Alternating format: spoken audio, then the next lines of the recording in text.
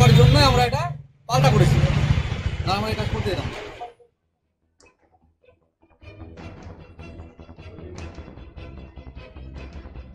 দেওয়াল তুমি কার এই নিয়ে বিজেপি তৃণমূল তর্কাতর্কি। ভোট এখনো ঘোষণা হয়নি, হয়েছে বিজেপি তৃণমূলের প্রার্থী তালিকা। তাতেই মালদা জেলায় শুরু হয়েছে রাজনৈতিক রোষ। ঘটনাটি ঘটে উত্তর মালদা লোকসভা কেন্দ্রের পুরাতন মালদার 19 নম্বর ওয়ার্ডের পালপাড়া ধানহাটি এলাকায়। আর জানিয়ে শুরু হয়েছে রাজনৈতিক হিংসা। জানা গিয়েছে উত্তর মালদা বিধানসভা কেন্দ্রের বিজেপি প্রার্থী হয়েছেন খগেন মুর্মু। অন্যদিকে তৃণমূলের প্রার্থী হয়েছেন প্রাক্তন পুলিশ আইপিএস প্রসূন বন্দ্যোপাধ্যায়। যদিও কংগ্রেস বা সিপিআইএম এখনও তাদের প্রার্থী তালিকা ঘোষণা করতে পারেনি। স্বাভাবিকভাবেই নিজ নিজ দলের প্রার্থীর সমর্থনে শুরু হয়েছে দেওয়াল লিখন প্রক্রিয়া। এদিন পুরাতন মালদার দেওয়াল লিখন নিয়ে তৃণমূল গোলমাল বাঁধালো তৃণমূল এবং বিজেপির মধ্যে। তৃণমূলের অভিযোগ, লোকসভা নির্বাচনে প্রার্থীর প্রচারের জন্য তাদের দখলে থাকা দেওয়াল জোর করে দেওয়াল লিখন করছে বিজেপি। দুই দলের নেতাকর্মীদের বচসায় ব্যাপক চাঞ্চল্য ছড়ায় এলাকায়। লোকসভা নির্বাচনের প্রাক মুহূর্তে দুই রাজনৈতিক দলের এমন ঘটনায় পুরাতন মালদা শহর জুড়ে সাধারণ মানুষের মধ্যে তুমুল সমালোচনা শুরু হয়েছে। এদিন পালপাড়া ধানহাটি এলাকার একটি দেওয়ালে দলীয় প্রার্থীর সমর্থনে প্রচার লিখতে গিয়েই বচসার সূত্রপাত হয় তৃণমূল এবং বিজেপি কর্মী সমর্থকদের মধ্যে। তৃণমূল ওয়ার্ড কাউন্সিলর বিশ্বজিৎ হালদার বলেন, আমরা আগে থেকেই সাইট ফর 25 সাল পর্যন্ত টিএমসি লিখে রেখেছিলাম।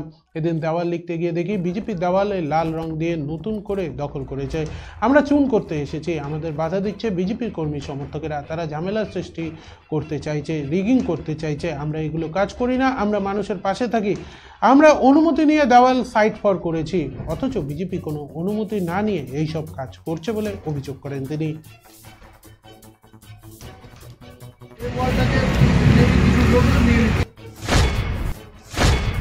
দেখুন, এখানে আমাদের আপনারা দেখতে পাচ্ছেন সাইট ফর করা আছে 25 সাল পর্যন্ত। আমাদের কর্মীরা, তৃণমূল কংগ্রেসের কর্মীরা সাইট ফর করেছে। আজকে আমরা চুন করতে এসে দেখছি, ওয়ালটা যখন চুন করতে এসে দেখছি বিজেপির লোকজন এখানে আবার নতুন করে লাল রং দিয়ে লিখে দিয়েছে এবং আমাদের যে চুন করতে এসেছি আমাদেরকে বাধা দিচ্ছে, এখানে ঝামেলা সৃষ্টি করছে, বিশৃঙ্খলা করার চেষ্টা করছে এবং বিভিন্ন কথাবার্তা বলছে। আমরা এগুলো কাজ করি না, আমরা সবসময় মানুষের সঙ্গে থাকি, নীতির পাশে থাকি, মানুষের কাজ করি, ওয়ার্ডের উন্নয়ন করাটার আমরা চেষ্টা করছি।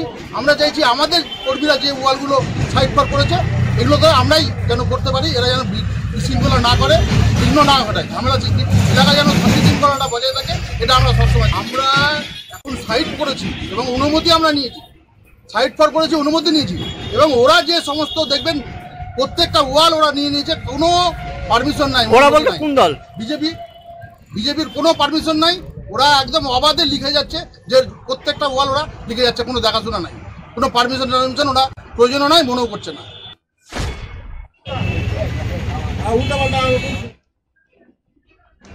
বিজেপির স্থানীয় নেতা সুমন্ত দাস বলেন, দেওয়ালের মেয়াদ 2022 সাল পর্যন্ত ছিল, তাই আমরা দেওয়াল লিখেছি। এখন 2024 চলছে। একবার লিখেছে মানে কি সারা বছর দেওয়াল ওদের, এই নিয়ে ঝামেলা করছে। আসলে উত্তর মালদার বিজেপি বিপুল ভোটে জয়ী হচ্ছে, এটাতেই তারা রাগ হচ্ছে, তাই এইসব করছে। আছে কি জানতে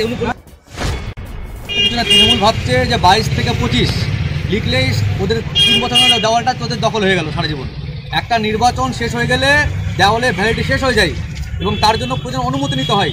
প্রয়োজন অনুমতি নিয়ে নির্বাচনটা শেষ হয়ে যায়। এরা ভাবছে যে আমরা 22 থেকে 25 লিখেছি মানেই সারা বছর আমাদের হয়ে গেছে। আমাদেরও বহু দেওয়াল ওরা দখল করেছে, তারা পাল্টা কাউন্টার হিসেবে আমরা দেওয়াল দখল করেছিলাম। এটা হচ্ছে ঘটনা। উনি বিশ্বকাপ থেকে উনি মস্তারে দেখাচ্ছেন যে আমরা এই পরিমাণ আমরা দেখে নিব।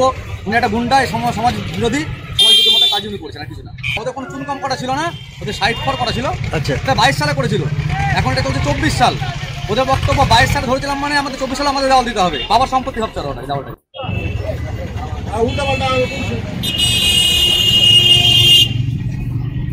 তার জন্য আমরা এটা পাল্টা করেছি, না আমরা এটা করতে দিলাম।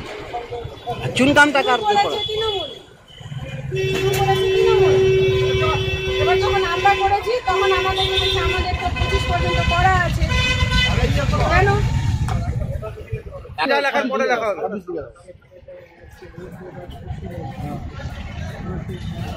এরা সমস্ত ওয়াল পারমিশন ছাড়া লিখছে, সমস্ত ওয়াল।